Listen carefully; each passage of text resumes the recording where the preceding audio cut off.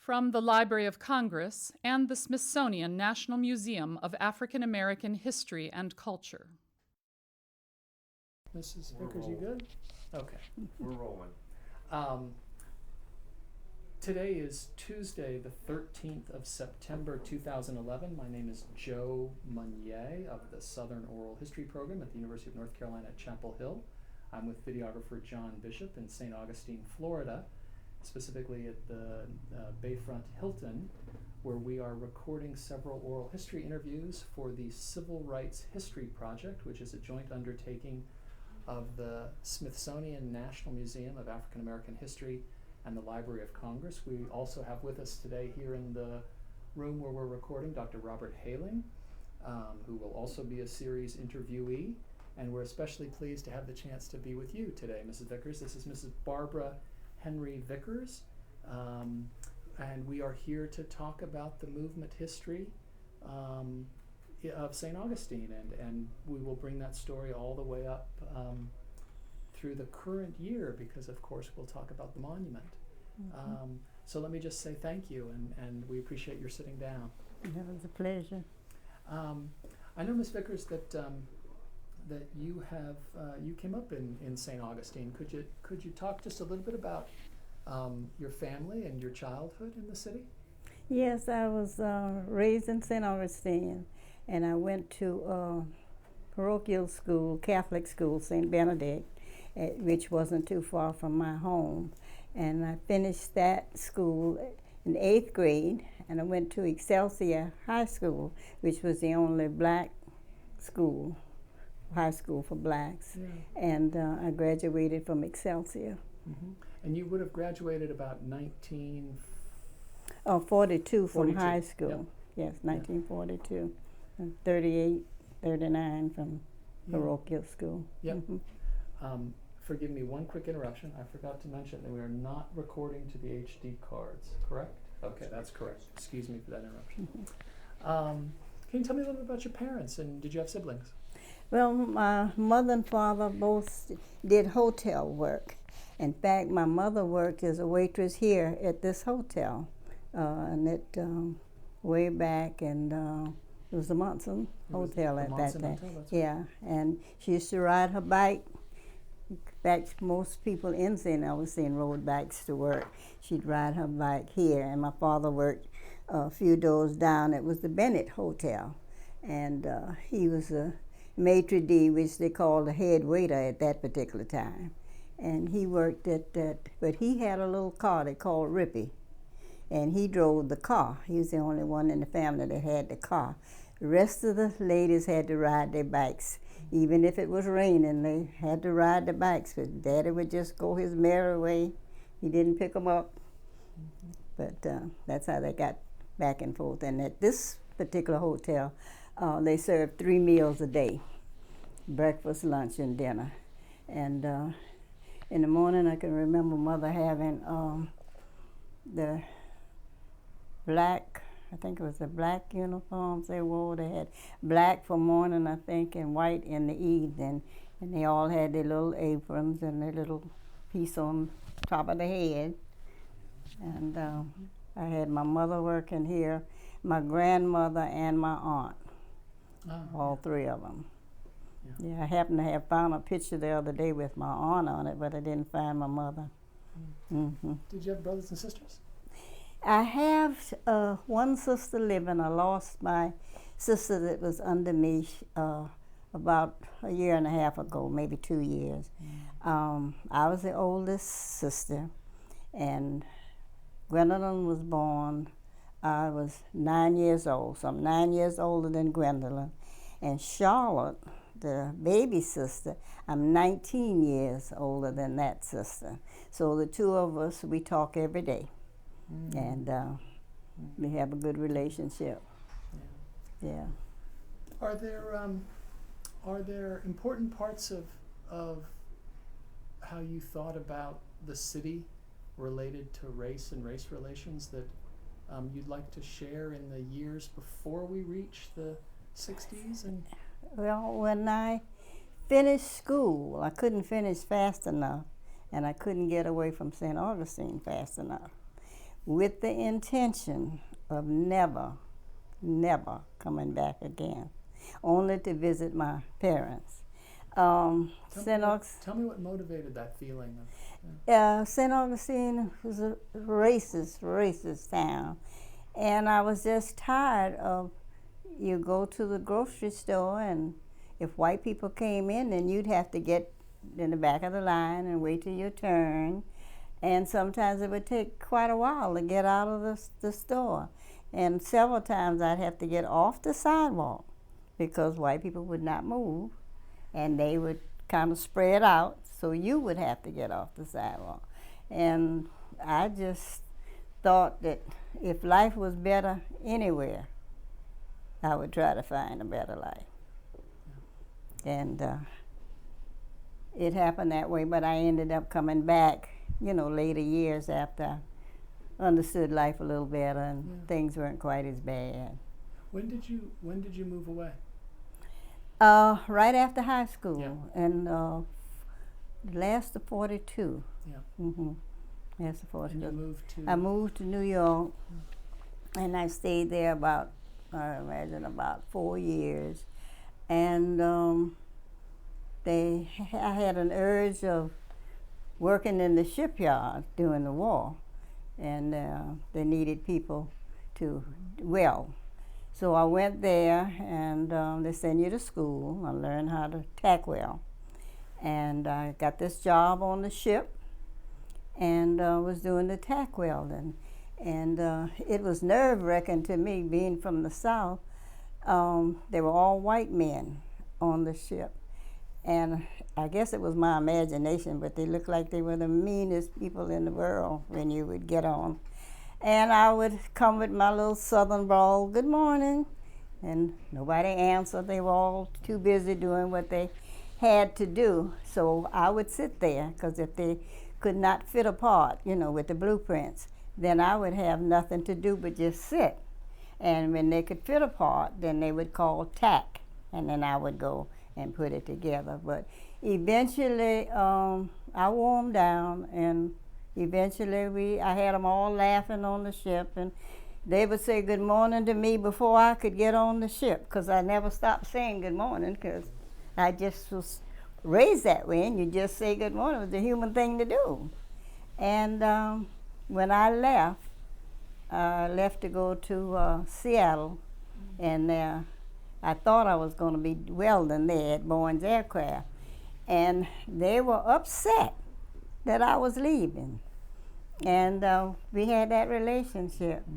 And but when I got to Seattle, I found out that they weren't using me as a welder; they were using me as a mechanic helper, and I didn't quite like that as well. I just liked the welding, but I stayed and accepted that, and I worked on the graveyard ships, the night shift, because I don't like to get up early in the mornings.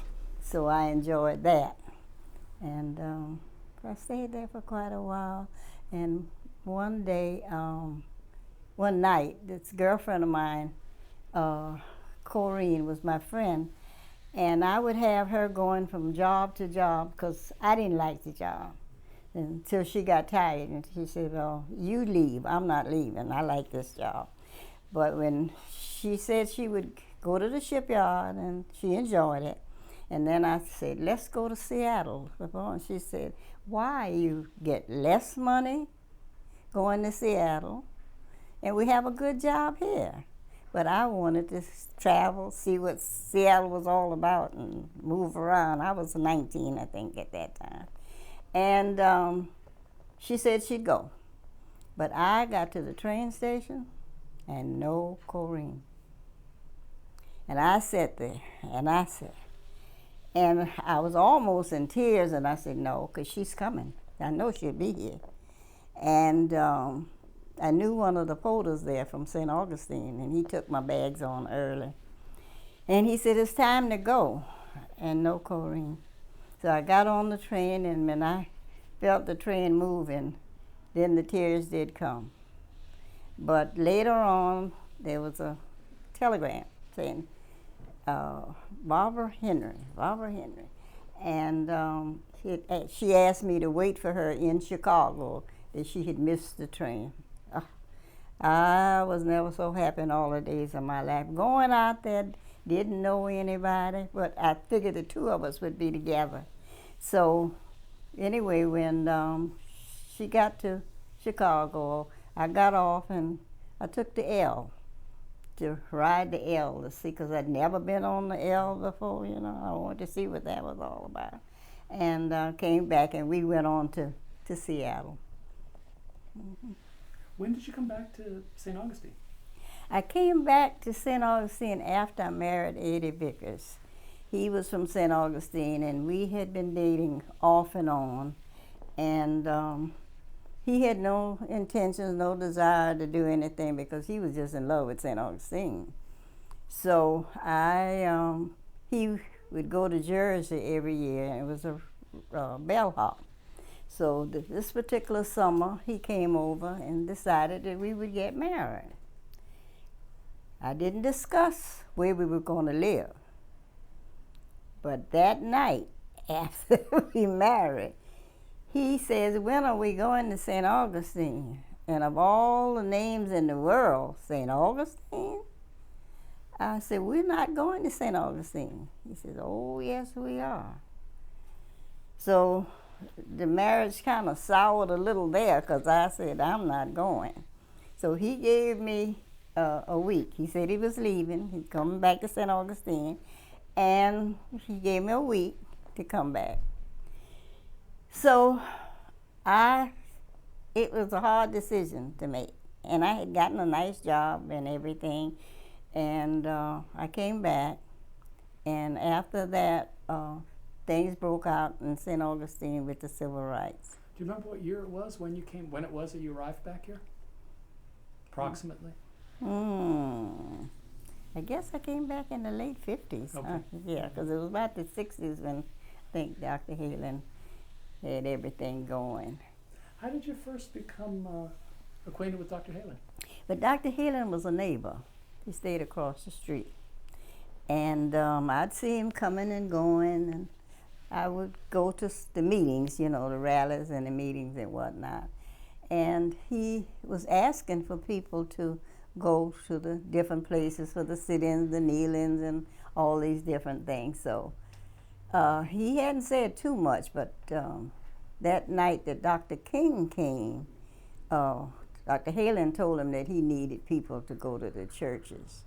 And I don't know whether it was planned or not, but Dr. King looked at me in the church, of all people, and he said, young lady, will you go? And I said, yes. And I thought to myself, what did I say? Just by chance, he called you out. Yeah. So that's what started me going to the kneel-ins. And then the first kneel-in I went to, they wouldn't let us in the church. So the two young men, young white fellows, said we'd have to go back to the office to report to Dr. Halen. And that was a mistake. He says, we'll go to another church. I'm thinking it's time to go home. I've done my duty. It's time to go home. And he said, well, my dear, that's his word, you just go to this church and that church. So that's how I got involved, and I didn't miss the meetings or anything. I was all of the meetings and what was going on. And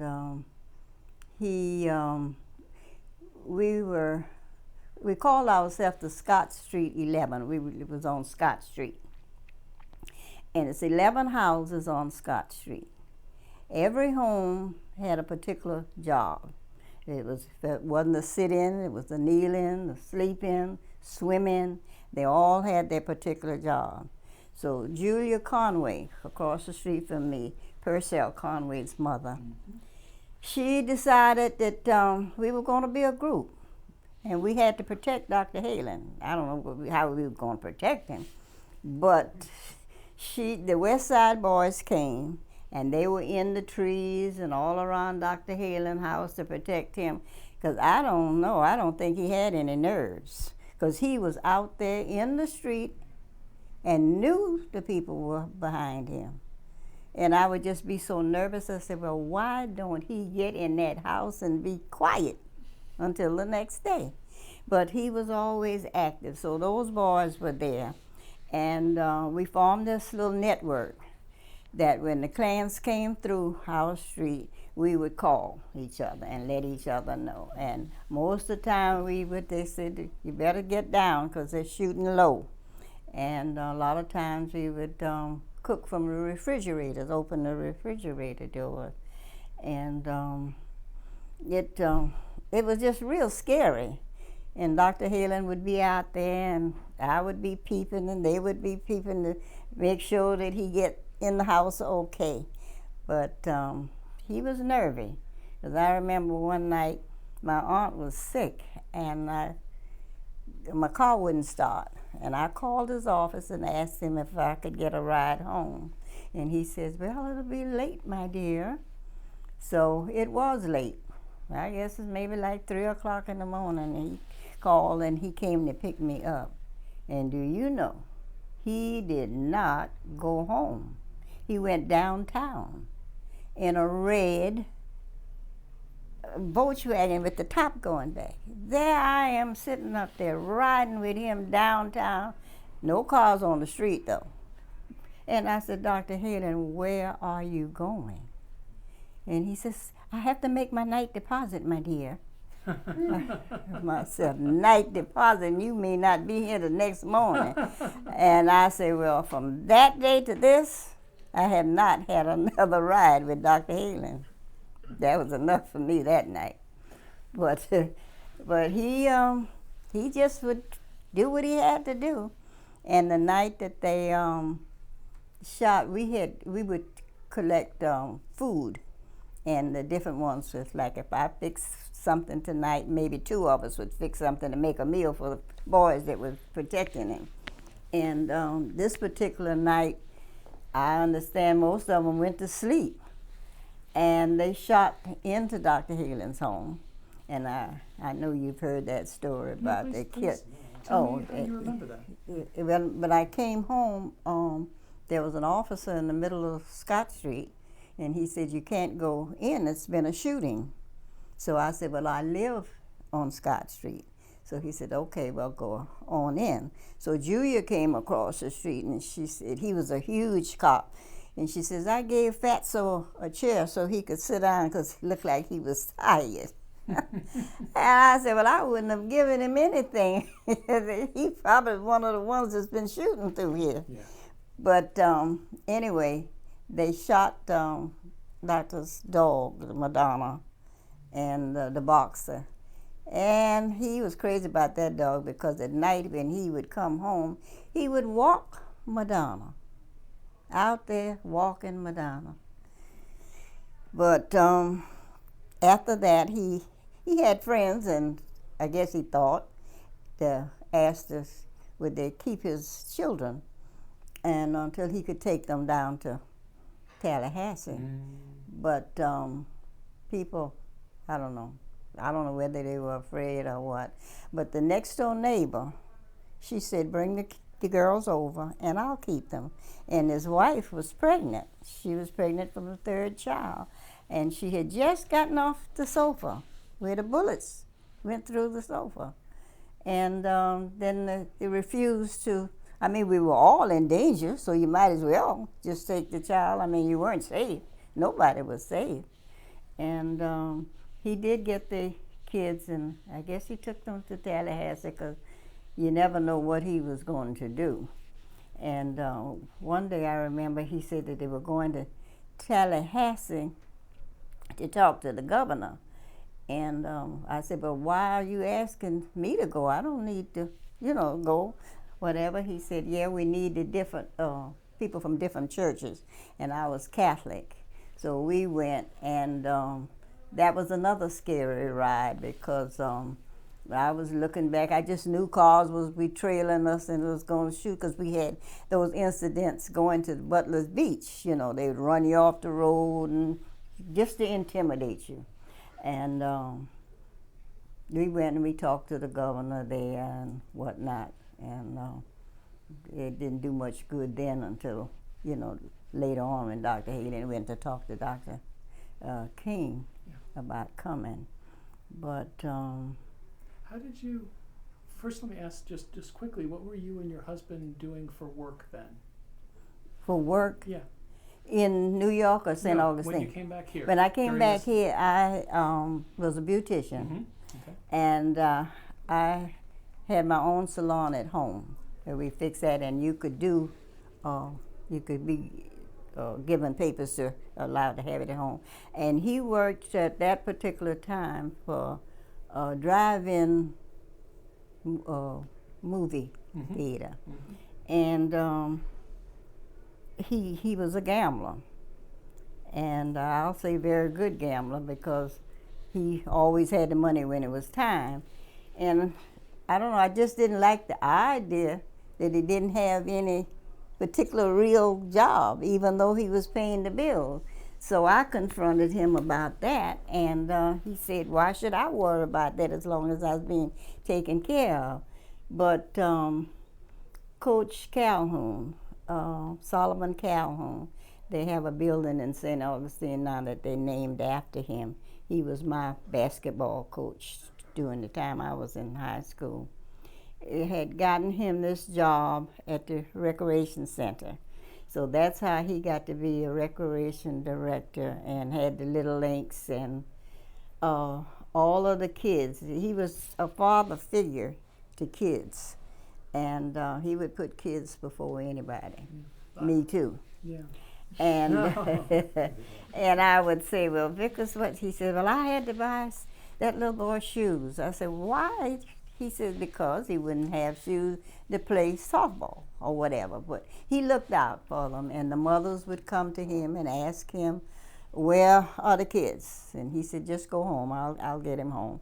And he seemed to know where the kids would hang out or where they would be, and he would father them and scold them. Okay, coach, I won't do it again. Yeah, so I want to come back to that. I'm sorry, I kind of knocked you off the trajectory of the events on Scott Street. But I asked about your employment partly to get a sense of how you managed through such a period of stress and tension during that period of all that violence and prospective violence and the fear of violence, how you managed through that. I don't know, because in the shop at one time I had blankets up so you couldn't see the light from the outside, and most of the customers was afraid to come because they didn't want to come and be caught out there and then something happened to them. The same with Doc in his office, you know, his customers were afraid to go to the office and whatnot. But it didn't bother me too much because Vickers was a very good provider, and he took care of me, and I really didn't have that to worry about. So if I didn't have any customers, I didn't need them, you know. And I just enjoyed my work anyway, because I never got really paid for what I did, because if I knew a family that couldn't afford it and they had 4 or 5 kids for Easter, I wouldn't charge the mother. And people say, oh, I know you loaded with the traffic that you had. Sometimes wouldn't have too much. And then the mothers would come with their sad stories and they would bring back. And then I had some con people that would try to get over and tell you, I left my money home, I'll bring it back, and you never see that until it's time to make another appointment.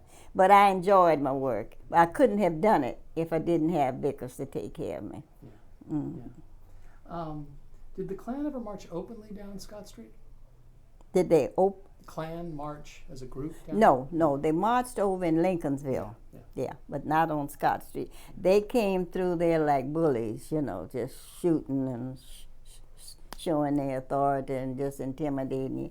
Because I remember one night I was coming from one of the rallies and they were throwing rocks from upstairs.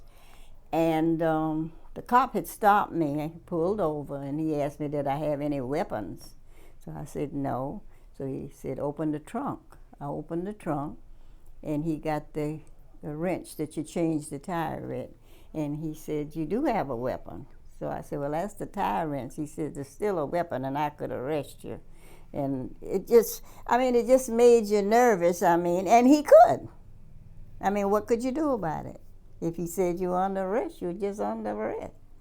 And even with that, I still went back and forth every night, and I had this little car that would break down on every corner and have to get other people to bring me. But I had a drive that I had to be there, and I wanted to know what was going to happen next and what was going to be done. Other people could tell you, but you know how it goes when after 2 or 3 people tell you something, it's not the same. And Julia, my girlfriend across the street, she was good at that. She'd get it one way and it wouldn't even be that way. So I just had to be there. It was a drive, because I felt like after Dr. Halen went and asked Dr. King, he turned him down the first time, he wouldn't come. But when he finally got him here, and that night he asked me about would I participate in the churches, I thought to myself, if there's going to be a change, this is the time. And they need people. So you can't just sit there and wait for it to happen. You have to be a part. So that's why I did it. I mean, my sister, she said she was afraid. She didn't go, neither one of them. One of them, Gwen, was in Bethune-Cookman College in Daytona, and she didn't go because my grandmother, if she could keep you from going, she would do that. And she would see it on TV, and she said, why are they doing that? She said, those white people will never let them eat with them. I said, we don't want to eat with them. We want to be free. We want to be able to go to the restaurant, pay our money, and have the food, not taking it out the back door. She says, but we've been doing that all these years. I said, but it's time out for that. She says, well, you're going to kill me. I said, Mama, you just have to die. So they didn't bother me. And Ethel, she did the same thing. She said, you keep going out here, and I don't know whether you're going to come back safe or not. I'll be dead when you come back. I said, Ethel, don't say that. You're sick. And you know I'm going to say, you're going to die anyway. You're sick. I mean, she was terminally ill. And I said, I'm going. And I don't know. I just felt like the time was right. You have children at the time? I have a son that I inherited from another marriage. And he was 5 years old, and he's 35 now. He is the best thing that ever happened to me. But you did not have children at that time? No. Okay. No. Yeah. So you weren't also looking over your shoulder at your children in the midst of all this? Yeah. Yeah. How do you recall what are the memories that come most vividly to mind when you think about some of the protests, some of the church visits, some of all that happened here?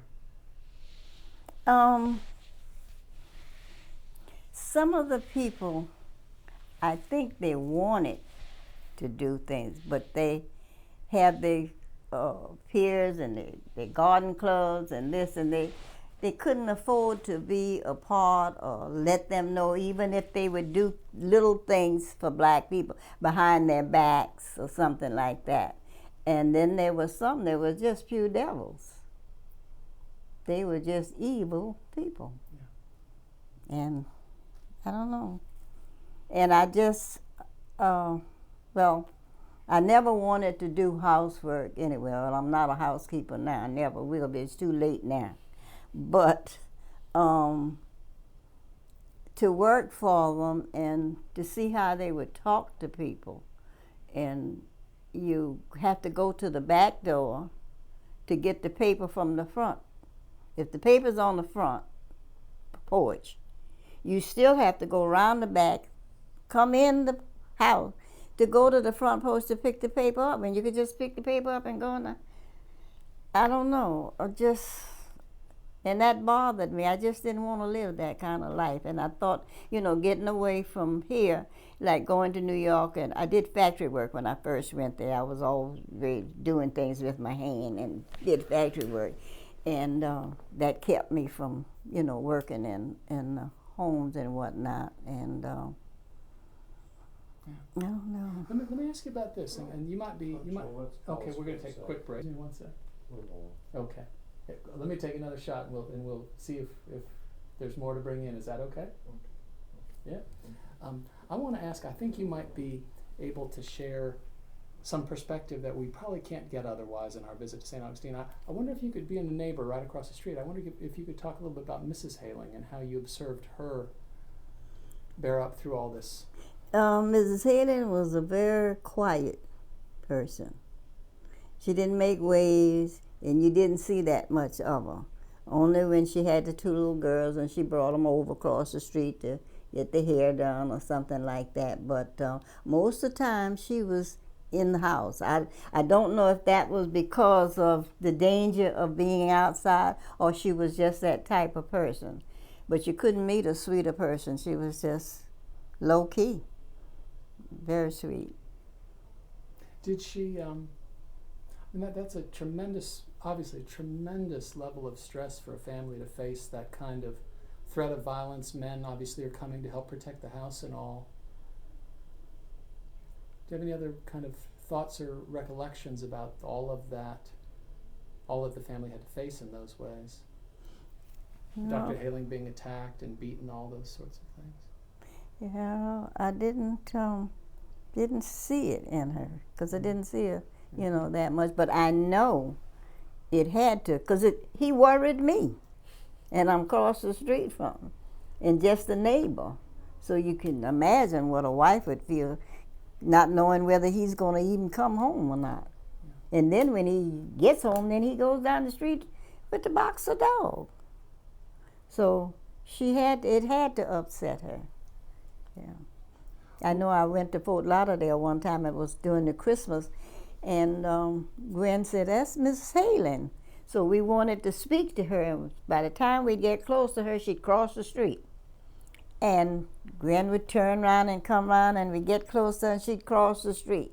So I said, Miss Haling, this is Barbara from Saint Augustine." And she stopped and she said that her brother, I think it's her brother, had just been robbed at the filling station. A cousin or someone had just been robbed at the filling station, and she was trying to get the dog back home. I guess she didn't want to go through no more drama or whatnot. Yeah. So, yeah. Did you have any further kind of interaction with Dr. King or with? No, the first time that Dr. King came, they were saying Dr. King was coming, and Dr. Haling and all had set up with the different businesses to meet him. And I was president of the Beautician Association, but I didn't have time for Dr. King.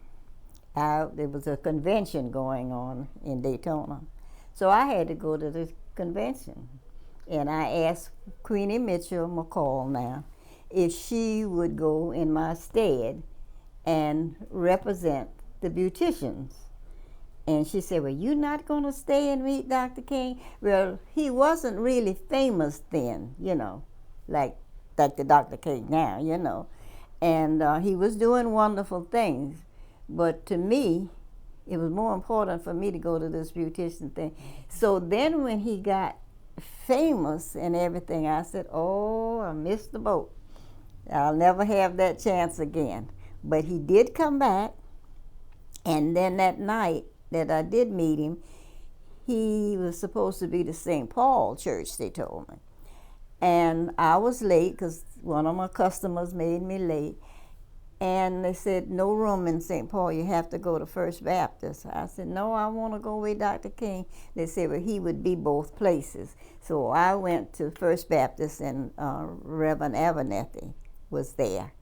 And then Dr. King came over after that, and that's when I met him. And then we all had chance to shake his hand and everything after everything was over. And his hands was just like cotton, just as soft. This thing, and then he never forgot a name. They said that once he got your name, if he saw you a year from now, he could call you by name. Mm-hmm. But that was quite an experience. Yeah. How'd you respond to being turned away at the kneel-ins? One of them, well, I expected it, and knowing Saint Augustine, I knew. But I went to the Grace Methodist Church, and there was a insurance man that came every Monday, and that was his living. And he came, and I said, now he comes to my door every Monday to get my money, and his feet looked like it was that long. I know they weren't that long, but when he put his feet right down, I was kneeling, and he put his feet like that, it just looked like it was Bigfoot. And I just knew, I said, oh, if he kicked me down the steps, I was in horror. And I said, because I know what he's thinking, the nerve of her thinking that she can come in here and worship with us. And that Monday, this was that Sunday, that Monday, he was to my door. Then I said, I don't believe you are to my door. And he says, well, what? I said, and you were there to your church, because you're not supposed to talk to white people like that. But I said, if you don't get away from here, don't you ever come back here again. It was Metropolitan Life Insurance way back then. And I didn't think about canceling the insurance or turning it in the thing. I just dropped it. Didn't worry about it anymore. It just upset me so. But other than that, at the other places, it was just something expected. Like my niece was saying she saw this movie, The Help. And she said, but people live like that. It was about the maids and how they talked to the maids. I said, well, that happened. But she said, well, how did you do that? I don't think I could take that. I said, it was a way of life. I said, if you had to stand in line and you had babies to feed, you had to get baby food, you just move out the line and move on in when you could get the baby food.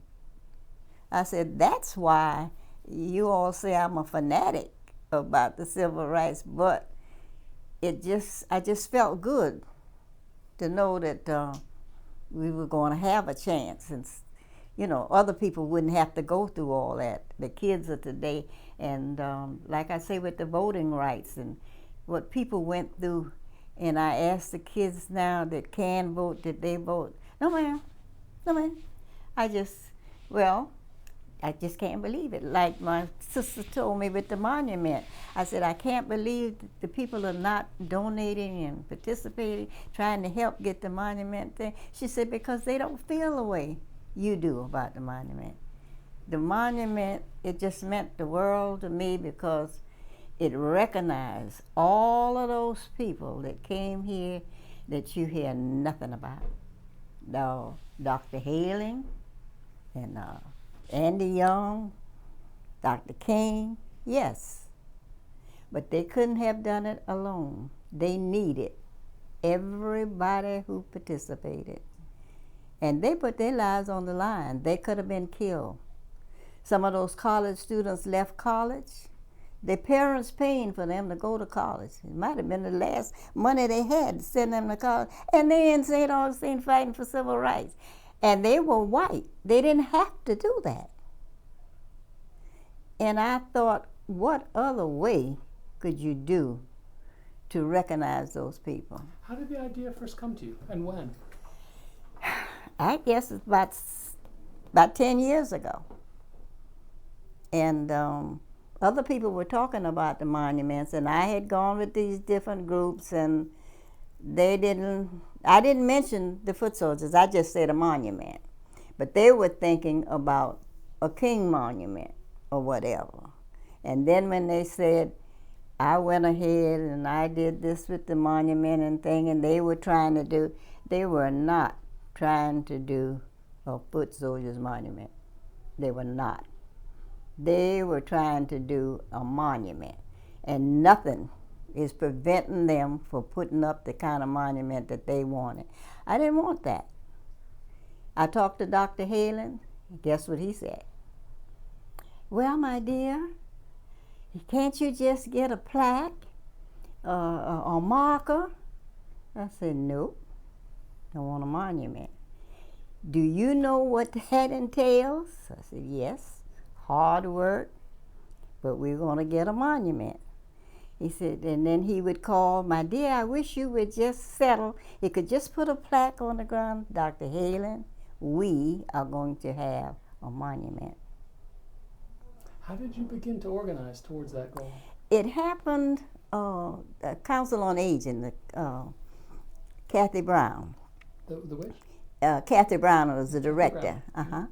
And she wanted to organize a mayor's senior advisory committee to help the city and know what they wanted to do. So she organized it, and the president, something happened and he quit. So then they said, well, maybe this won't work. I said, yes, it will, if you want it to work. So then they made me president, which they shouldn't have done that because I wasn't going to give up. And they made me president, and I made it work. And I went one day, and the secretary said, well, there's no meeting today because nobody signed up. So I said, well, when did you have people that signed up? I mean, it's free to everybody to come and do. I said, don't do it that way.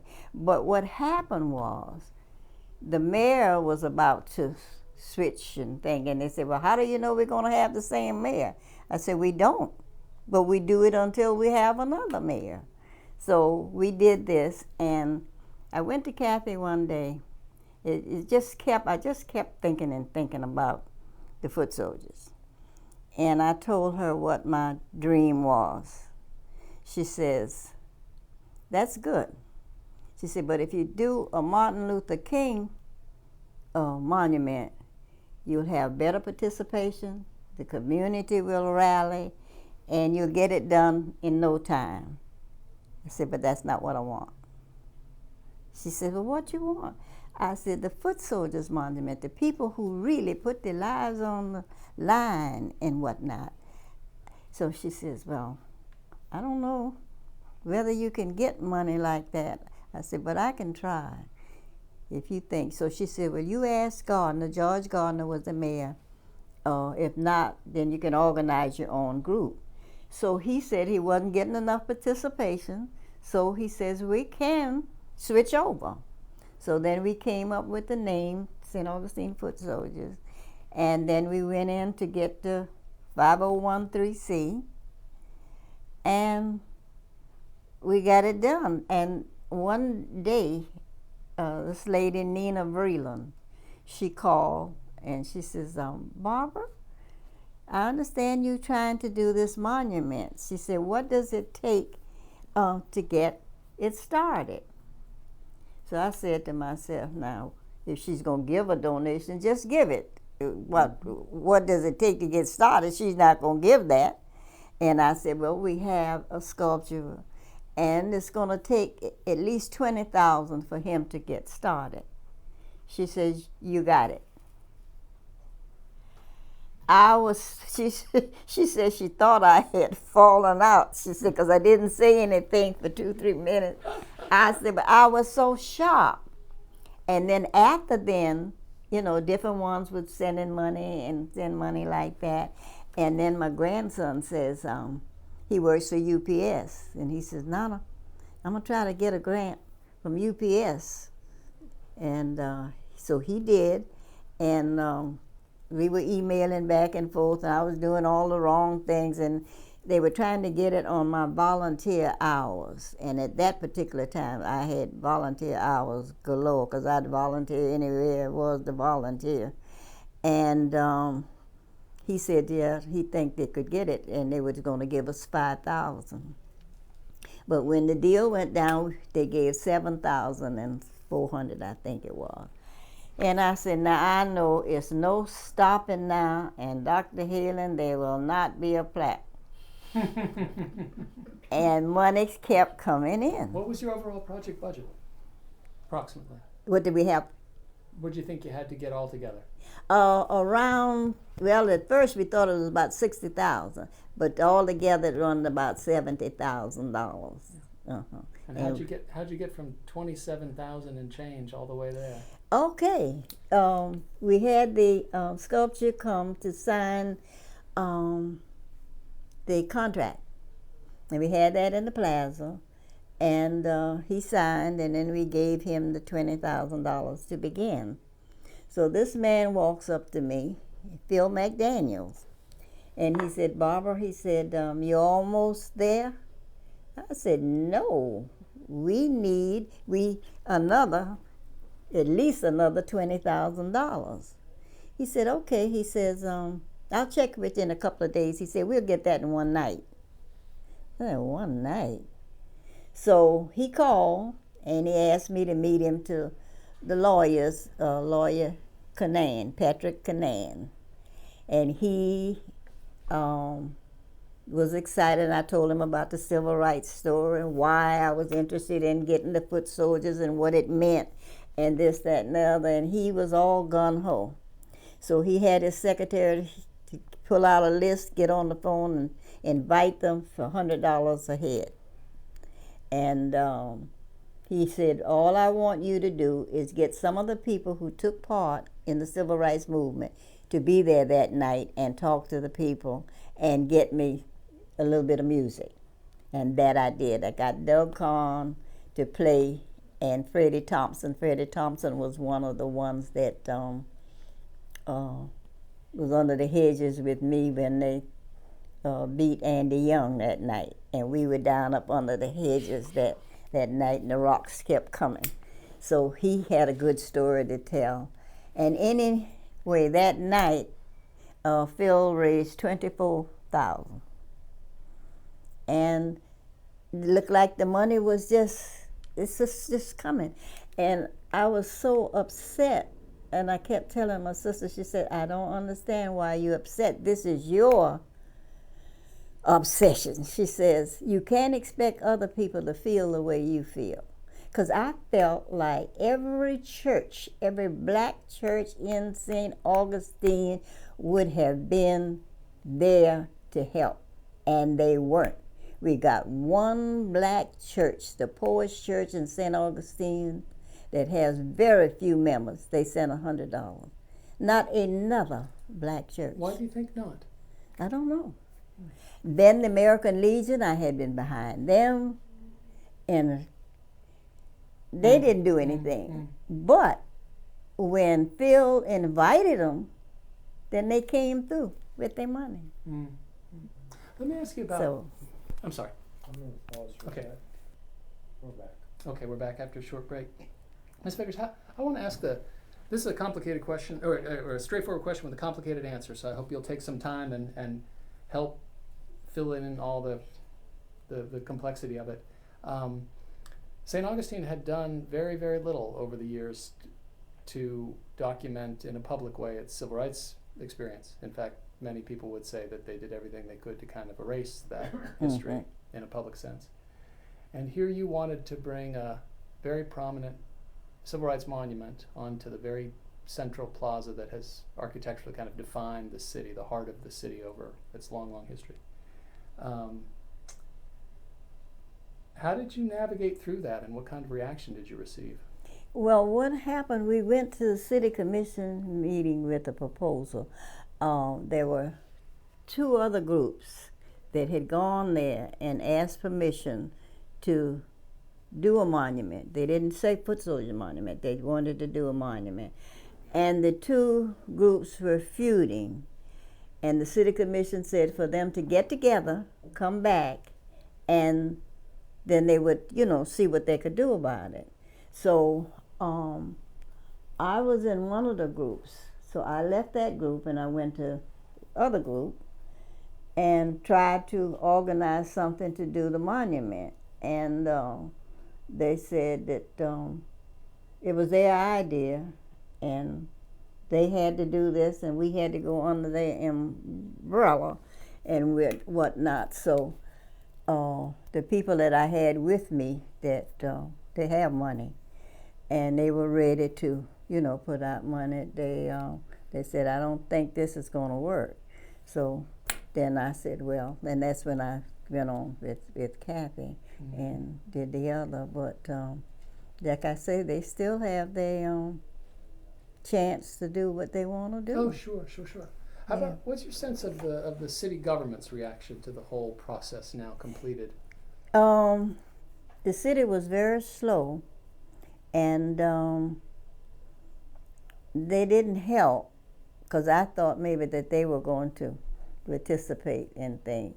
And City Commissioner Errol Jones, he said that he had $5,000 allotted to him to do work downtown. And let me say for the tape, excuse me, he's African American.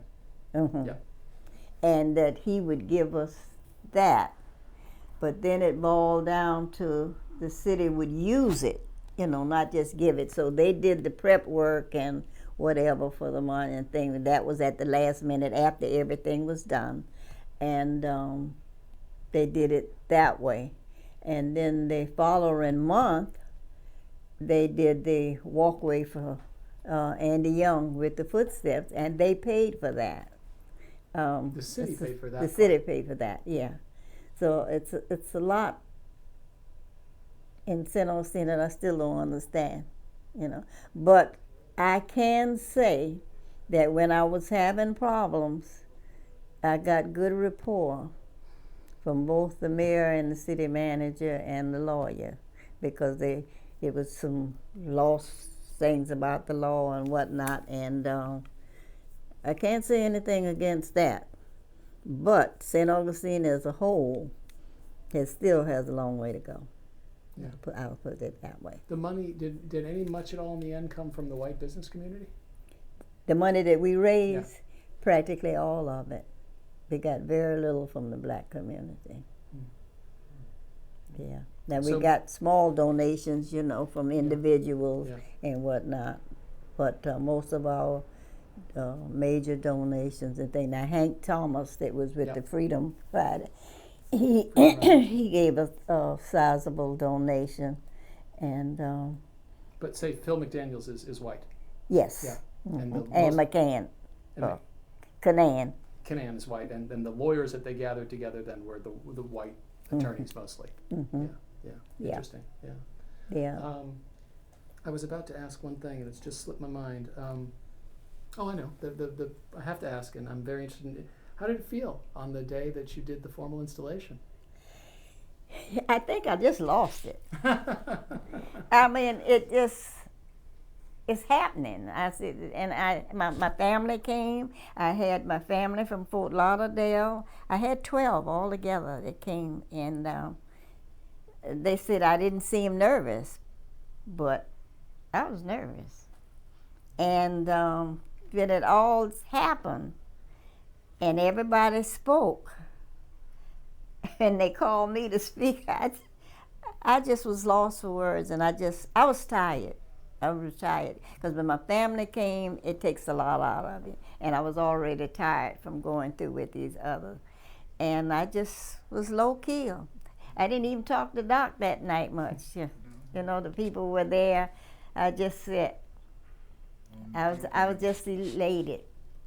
On the program, when it was time for her to speak at the unveiling, Dr. Haling is she gave a hand wave and everything, and everybody clapped and what have you and so forth. I don't think the microphone can probably pick that up, so let me just, Dr. Haling was just observing that at the ceremony when Ms. Vickers was called to speak, she just sort of waved her hand, and the crowd, rather than, she was so moved, and the crowd responded with applause. Yeah. It seems what she has left out. She has tremendous organizational ability.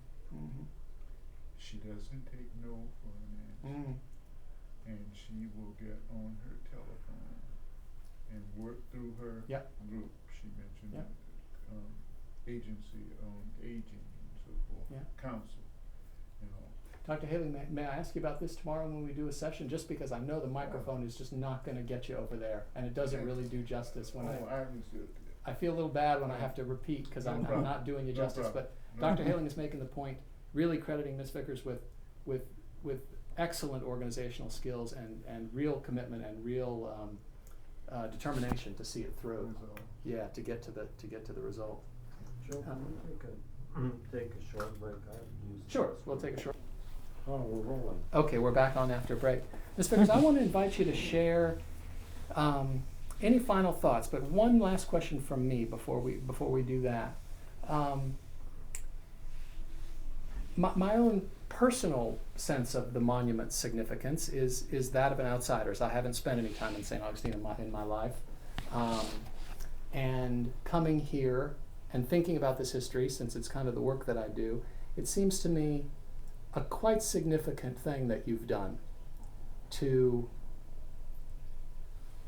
give that all of this history a physical presence through a piece of art like that will be here now and help define the city now.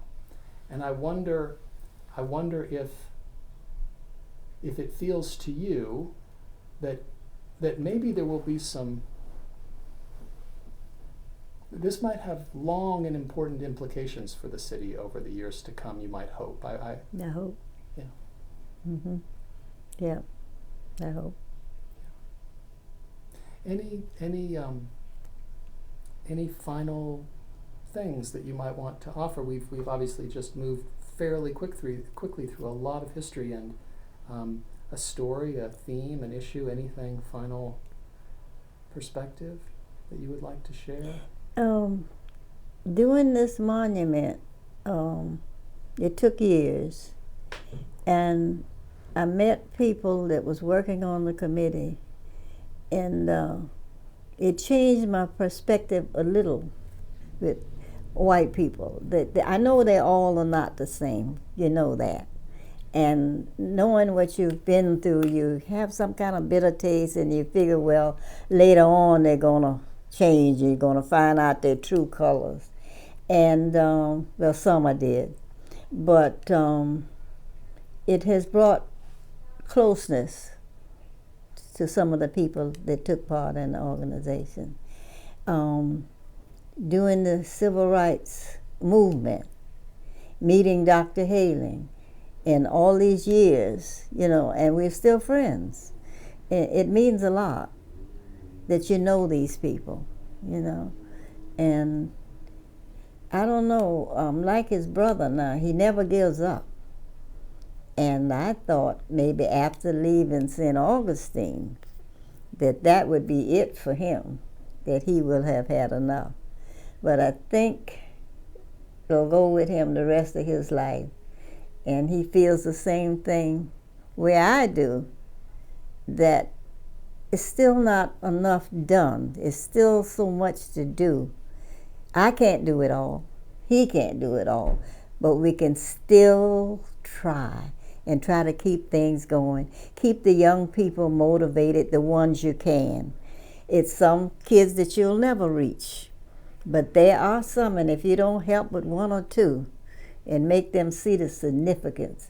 And our forefathers, what they went through with, and I was reading something one day about downtown in the plaza. If black people were caught after dark in the plaza, they beat them. I mean, that's just ridiculous. But people lived through that. And my grandmother used to tell me stories about, how the people would come in your homes and pull your siblings out, take them out and hang them and all that. And I can't blame her for feeling the way she did. I mean, those people lived through that. I just heard it. And I'm thinking, I lived through something? No. But if I can help to make a difference, I'm still ready. 88, ready to go. It's a real honor and privilege to be with you. Thank you so much for sharing this interview with us. Quite welcome. Thank you. This has been a presentation of the Library of Congress and the Smithsonian National Museum of African American History and Culture.